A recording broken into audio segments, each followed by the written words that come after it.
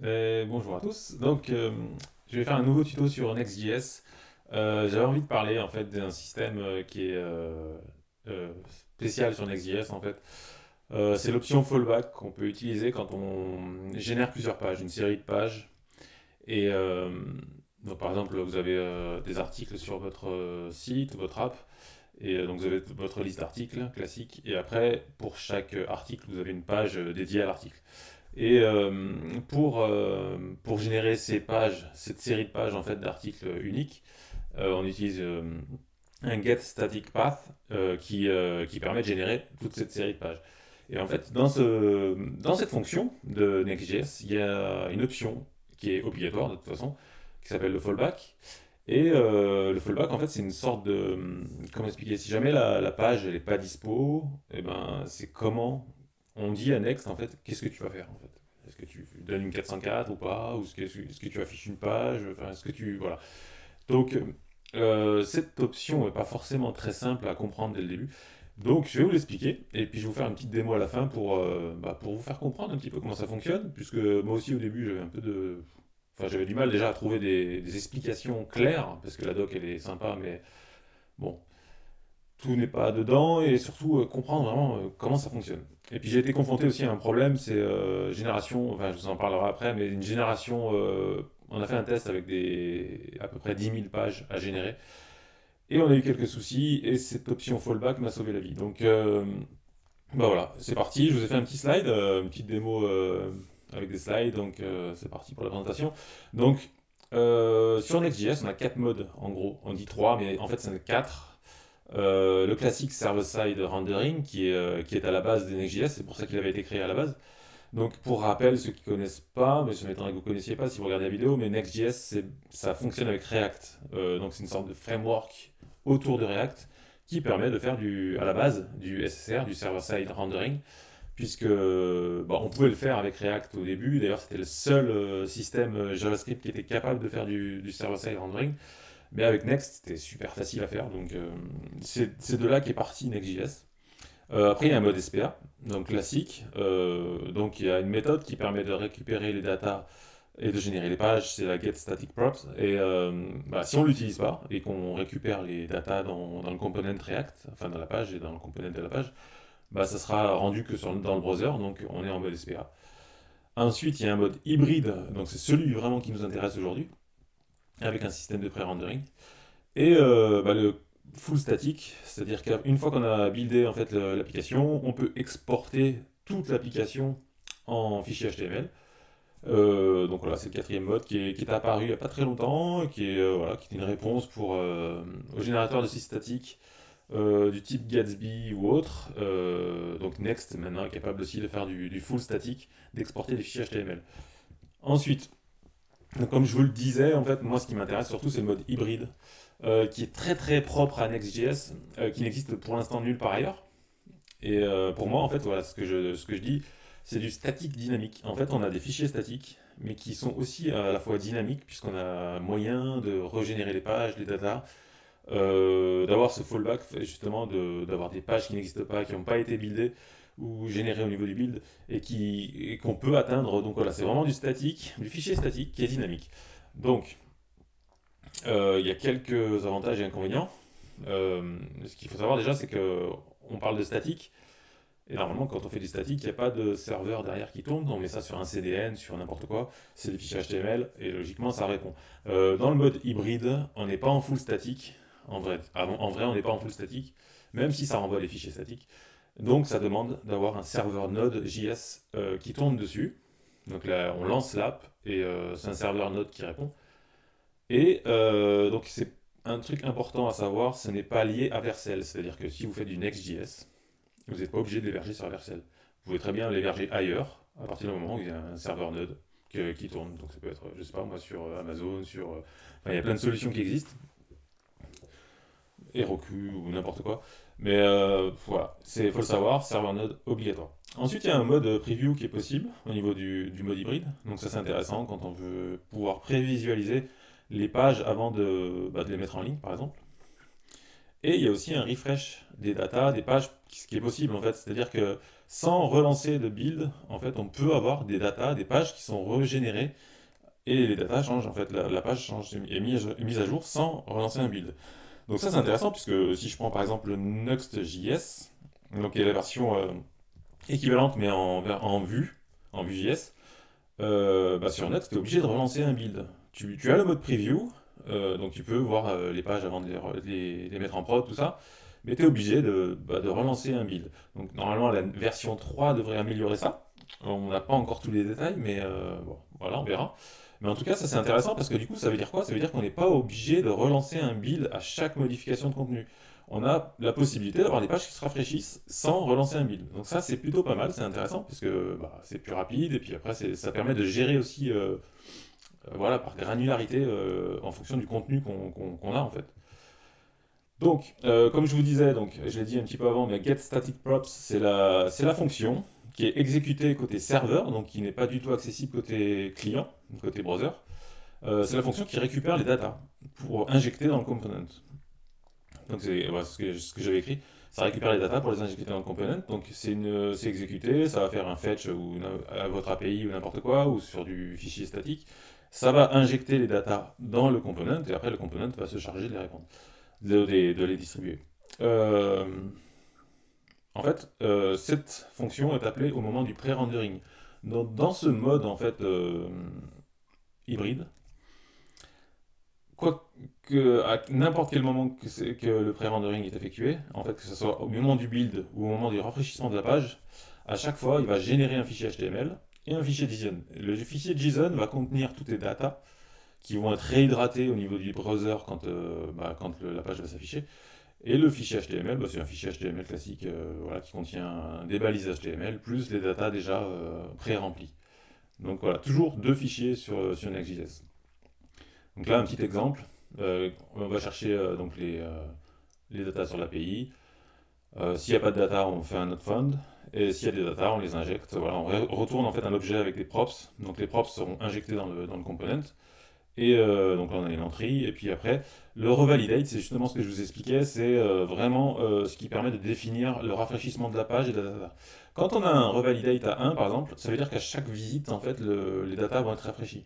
Donc ça veut dire qu'à chaque visite, le serveur va rappeler cette fonction getStaticProps pour mettre des nouvelles datas. On peut le mettre, alors c'est en secondes, donc on peut le mettre à 5 minutes, à 1 heure, enfin après ça dépend, voilà, c'est en fonction de, bah, si vos datas changent de temps en temps, bah, c'est à ce moment-là qu'il faudra régler ce petit revalidate. Si les datas ne changent jamais, bah, vous mettez un false ou non, false n'est pas accepté, mais vous ne mettez pas de revalidate en fait, il n'existe pas, donc c'est nul. Et donc il n'y aura jamais de revalidation de data et il n'y aura jamais de rafraîchissement de page. Après, c'est vraiment chaque projet, chaque data, chaque contenu, enfin voilà, il faut adapter.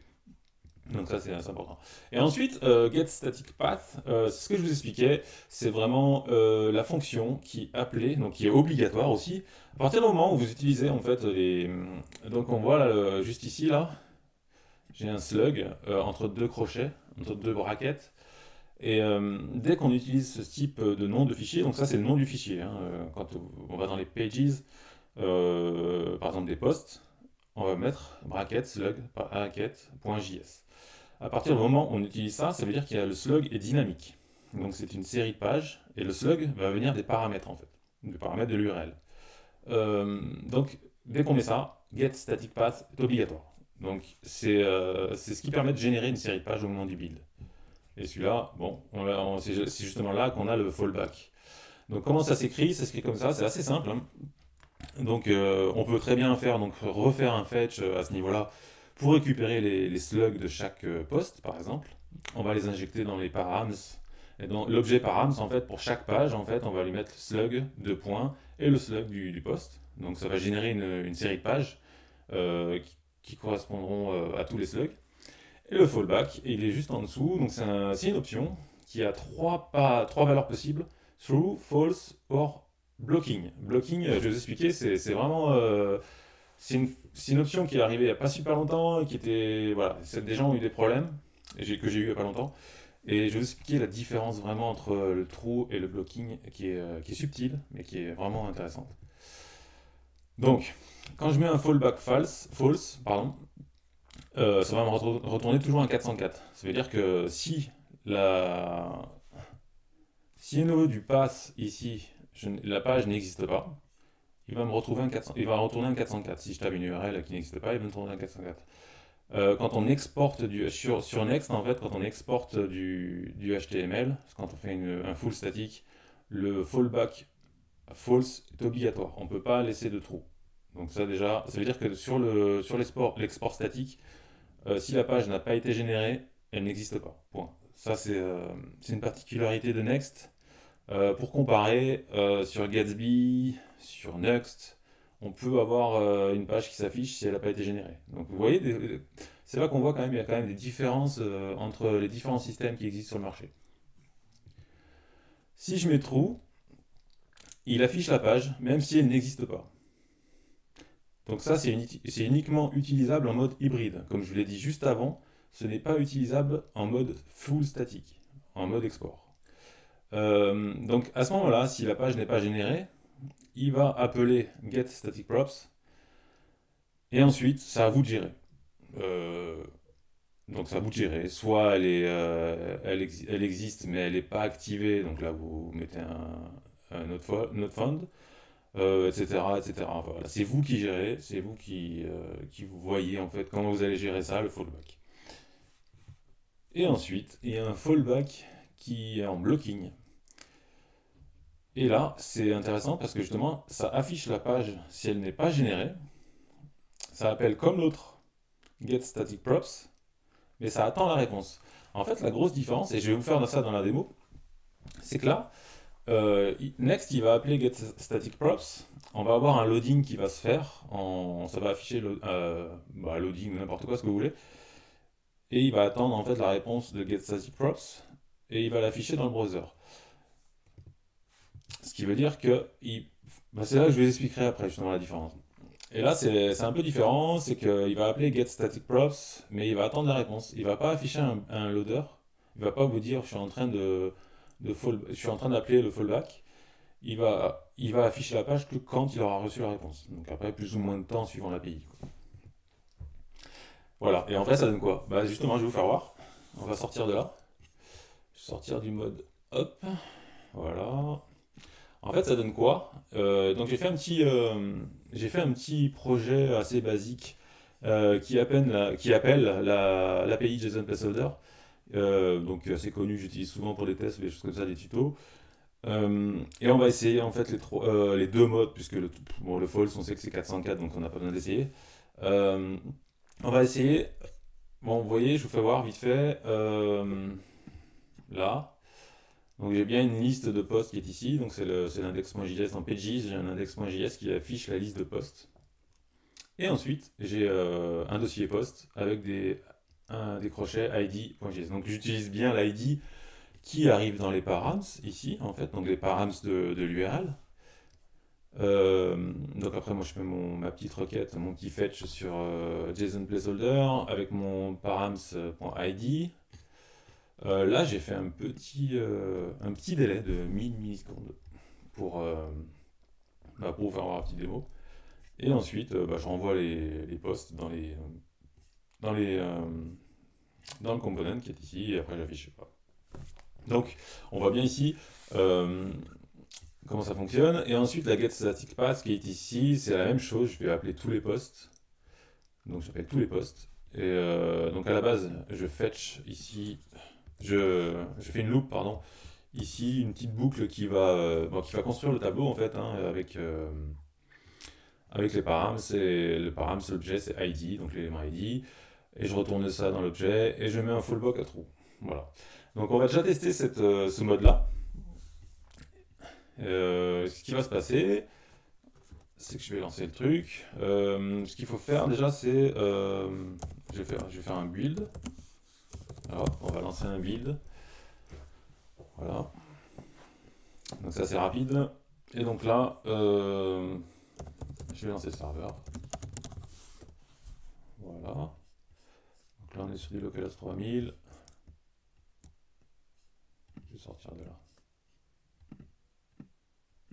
L'écran. On va réduire tout ça. Donc,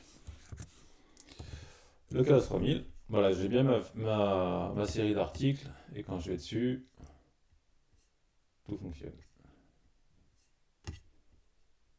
Donc là, en fait, ce qui se passe, c'est que les pages ont été générées. On voit... alors, je vais vérifier, parce qu'il ne faudrait pas que je fasse une connerie. On voit ici, donc j'ai bien mon pass, fallback true, et normalement toutes les routes qui ont été générées ici, enfin toutes les routes qui ont été indiquées ici ont été générées. Donc normalement il devrait l'afficher, mais je sais pas pourquoi il l'affiche pas. Fallback c'est un point, SSG, Automatic Generated. Donc là il n'y a pas de souci, hein, si jamais... Alors on va déjà faire un premier test, c'est qu'en fait je ne vais pas lui mettre de passe. Donc c'est-à-dire je vais générer aucune page. Je lui mets un tableau vide, je génère aucune page. Par contre, lui, il sait il doit rendre la page si elle n'existe pas, si elle n'a pas été générée. Donc je vais relancer un build. Voilà. Donc là, je relance le serveur. Et là, on va voir ce qui va se passer. Si je fais ça, ça marche. Ah, peut-être un petit souci, non? Peut-être l'API répond trop vite, peut-être. Ah, je vais aller vérifier un truc. Alors, si les pages sont générées, elles sont là. Post. Oh, j'ai toutes les pages. Ah oui, c'est vrai, pardon. Je sais pourquoi. Donc j'ai fait une connerie. On va dégager tout ça. Donc déjà, on va dégager le next. Ok. Logiquement, si je lance un build,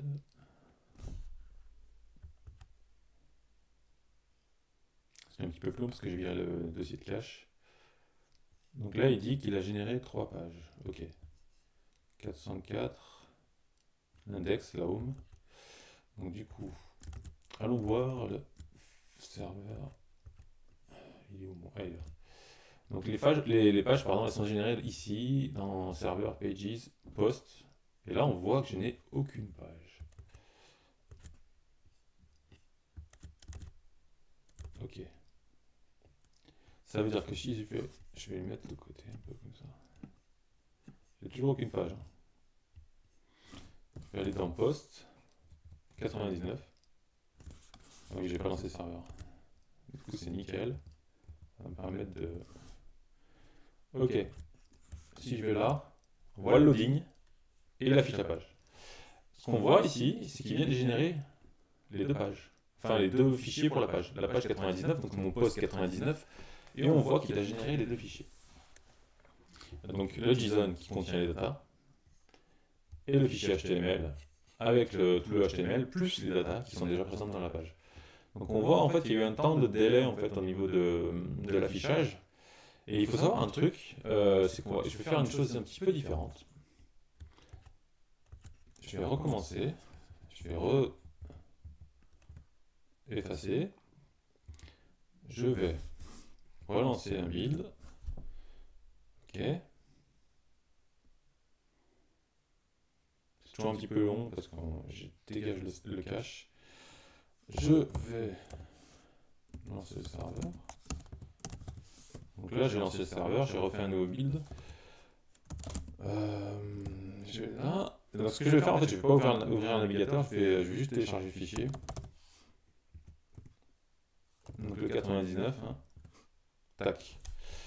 Il vient de me le créer ici. Et qu'est-ce qu'on voit? En fait, le fallback true, ce qui se passe, c'est qu'il n'attend pas forcément la réponse de l'API. Et en fait, c'est ce qu'on voit ici. Je ne sais pas si je peux faire. Si je mets un HTML. Voilà. Ce qu'on voit ici, en fait, c'est qu'il a pas du tout attendu. Et que mon body, il est vide, en fait.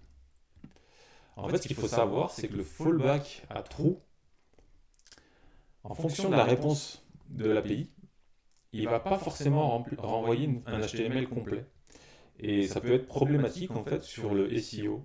Et en fait, je me suis rendu compte Et on s'en rend vraiment compte. En fait, forcément, dans le browser, on s'en rend pas vraiment compte parce c'est un peu plus long, tout ça. Et en fait, quand vous téléchargez avec wget, c'est là où on s'en rend compte que bah, si jamais Google vient explorer le site, il y a des chances qu'il tombe sur ça. Et votre page, bah, en fait, elle est vide. Il y a juste un loading. Donc c'est un petit peu dommage. Donc c'est là où intervient en fait le blocking.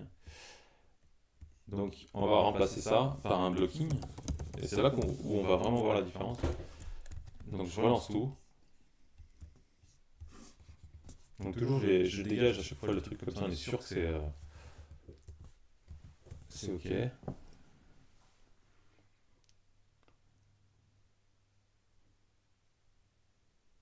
Voilà. Donc là pareil, il a généré deux pages, hein, donc c'est toujours pareil, il n'y a que deux pages. D'ailleurs, normalement il devrait y avoir la 404. Ou alors c'est parce qu'il n'y a pas Ah oui, c'est parce qu'il n'y a pas de poste. Je lance mon serveur. Je suis pas sur la bonne page. Ah mais j'ai pas arrêté mon serveur. Ok.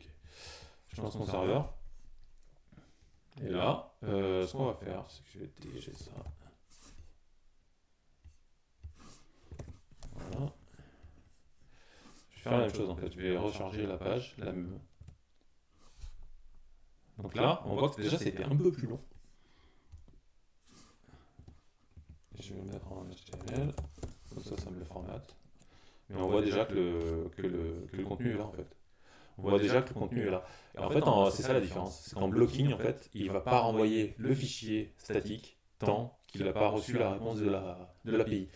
Donc là, c'est un petit peu long parce que tout simplement, j'avais mis un petit délai, comme je vous ai fait voir au début. Ici, là, j'ai mis un petit délai à cette timeout à 1000 pour justement ça influence en fait la réponse de l'API, que ça soit plus long et justement pour vous faire voir que en true en fait bah, ça peut être vide alors qu'en blocking ça ne peut pas être vide. Donc c'est sûr, après ça dépend de la réponse de l'API si elle est plus ou moins longue, mais on est sûr en fait pour le SEO que la page elle sera complète en fait. Si j'enlève le set timeout, vous allez voir c'est hyper rapide. En fait c'est très très rapide. J'ai fait des tests avec un site.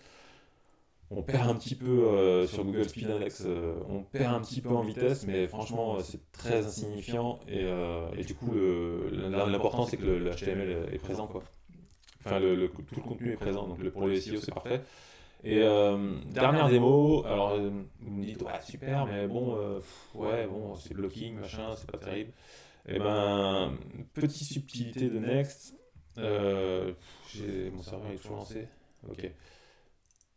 Alors, ce qu'il faut bien voir, c'est ça. Les pages post. Donc là, on voit ici, là, j'ai que 99. Hein. Ok. Et ben, je vais vous faire un truc, c'est que sur Next, en fait, il a du. En fait, il va charger les pages, en fait. C'est pareil sur Getly. C'est-à-dire que les liens qui s'affichent sur votre liste, et ben, vous êtes potentiellement, vous allez cliquer dessus, en fait. Mais du coup, lui, il prépare ça en fait. C'est-à-dire que du coup, bah, il fait des pages, il est en train de fabriquer des pages pendant que vous êtes en train de regarder la liste. Et ça, c'est pas mal.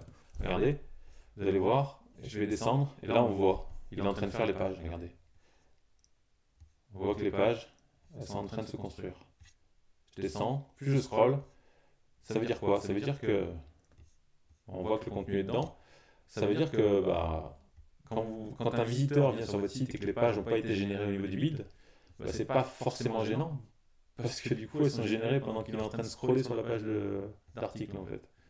Du coup, s'il vient à cliquer sur un article, bah, c'est hyper immédiat en fait. Donc ça, c'est plutôt pas mal. Donc c'est intéressant.